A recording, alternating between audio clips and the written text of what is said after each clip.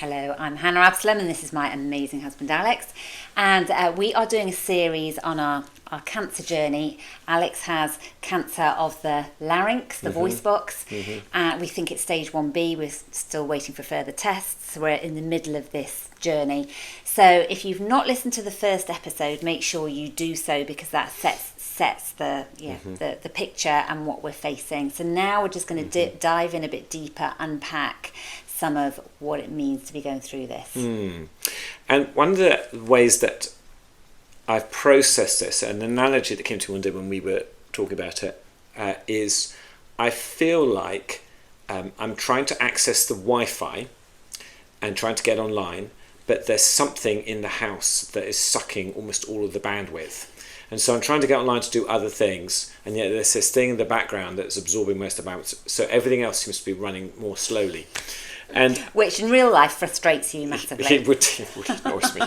Bad internet, one of the works of the beast. But I think when you have something like this, like cancer or whatever big scenario might be in your life right now or has been in the past, it's kind of there in the background the whole time, and it absorbs a lot of your emotional, mental, spiritual, physical energy.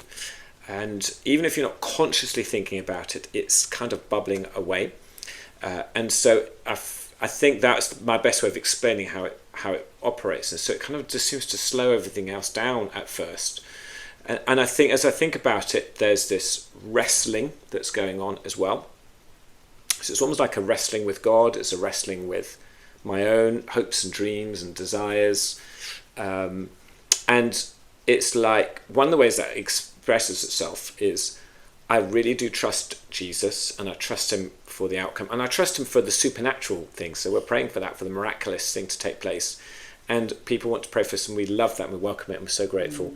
And yet also, if I'm really honest, there's also a bit of me that feels like I need to protect a bit of my heart as well, because I'm both willing to be open and raw, but also I recognise if things don't happen how I'd like them to happen or would dream of them happening, it's how do I not allow my heart to become disappointed? So there's this thing, and then I feel then guilty for protecting a bit of my heart, because I think, am I really operating and living by faith? And there's this tension between faith and disappointment, I think, that goes on in us, and we can all resonate with that. I think it might not be cancer, but it's something else. We've had these moments which feel big deals in our lives, and I really don't.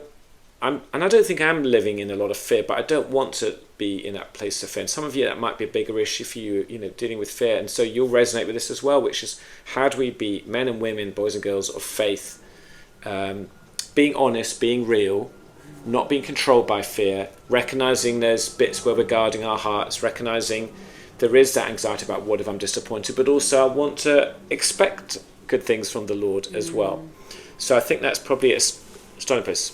It's interesting how before we even got this diagnosis, one of the things the Lord had been sort of talking to me about was resilient disciples, and how when we go through tough times, we can be resilient. So I've been reading all these biographies or whatever of these heroes of the faith who often in other countries who suffer and die and are martyrs, and it's just you read their stories and think, oh gosh, we have it so easy, and God willing, I'd never be in their positions, but if I was, what would happen? And then of course we get this diagnosis. But it's okay, there is this theology of suffering. So we are told in the scriptures that we will have troubles. I mean, again, you look at Jesus's life, you look at the lives of the apostles, and they had so many troubles. It wasn't just an easy life. We're told to take up our cross daily. The Christian life is not going to be an easy one until we get to heaven. And so it's, how do we suffer well? How do we die well? What does that look like? And I think actually those are the times when other people looking in at us think, oh, they're doing this really well. And hopefully that is a good witness. I mean, that's one of the prayers, that we want to be a good witness in this season when life isn't great. And that just our response, our faith, our hope or whatever. So how do we have that? On one hand, we want this we need to have this theology of suffering, but at the same time, we want to have faith. We don't want to say, oh, it's just terrible, and sure, God's given me this cross to bear, and I'm going to bear it, and it'll be fine. How do you still have faith and hope that God can intervene? We've got so many people praying, and maybe he's already healed the cancer. Who knows? And how do you have that faith of the naturally supernatural, of God bringing healing in this case, or deliverance, or whatever it is? So it's that tension. Now, not It yet. is. Yeah, it is. One of the things I've been thinking about is how faith is not entitlement. And our culture is so entitled, and you see that bubbling up in all sorts of different expressions of that, where there's like this unhealthy sort of demand that I get whatever I want, and I feel entitled to these things. And I think there's a Christian version of that, which is I feel entitled to good health, or to great prosperity, or to getting that thing that I really want. And I don't think faith is entitlement. And the problem with entitlement is it leads to offence. Because if I don't get the thing that I feel entitled to, then I'm going to be offended at God because he's not done the thing that I wanted him to do. And I think then offence with God, that's what leads to people becoming bitter and hard-hearted, to walking away from Jesus, or to walking away from Christian community, or creating their own kind of warped version of Christian community or Christian theology. And so I think the way it should be expressed is that what faith is that we trust God regardless of whether or not I get the outcome that I desire. So in my case, I would love to be supernaturally healed. So please, Jesus, may that happen. But whether I do or whether I don't get that, faith means I have to trust God regardless of the outcome. And I think the test of am I walking by that sort of faith is, can I choose gratitude and thankfulness in the moment? Can I worship the Father wholeheartedly and freely in the midst of it all? And I think if we can choose those pathways, both the act in itself is very liberating and it transforms us, and also is an expression of faith and an expression of that trust. And of course, God's not surprised that, in my case, of course I want to be healed. I mean, that's not a weird thing to want. That's a good thing to want. And I'm looking to Jesus for that. And I believe that through the power of the cross, that's available to me. But I also know the kingdom is both now and not yet. And maybe I get that. Maybe we get a great meeting with the doctor next week and it's like, I can't find any cancer, and we're all celebrating and champagne corks are flying. Or maybe it's worse than we thought and it's spread. And but either way, I need to be in a place where I can be grateful to the Lord and honour him and operate like a man of faith in that situation. Another thing that's been big in this season is community. Yes. So obviously we've been letting people know, and we feel really upheld by community, which has been a huge source of support and strength for us. People praying with us, or just sending lovely texts, or whatever it is. And I mean, a tangible thing was actually the elders of the church all came over and prayed for us, which they said, we want to pray for healing, but we also want to just do this as a sign we are covering you. And so we felt just spiritually covered by them. So, so for people, whether it's small group leaders or, elders or whoever it is, to have that spiritual covering in a moment of trial and suffering, I think is huge. Yeah, that felt very meaningful for us, partly because it's our church family and all that represents, and we submit to their leadership, but also it was they'd obviously been praying, and then they'd said they'd been praying for us when they were gathering and individually, but they came with a really clear sense of what the Lord wanted them to pray. And so actually in our situation, they said we strongly feel like the Lord has told us to contend for full healing, for supernatural healing. So we're like, yes, God, let's do that.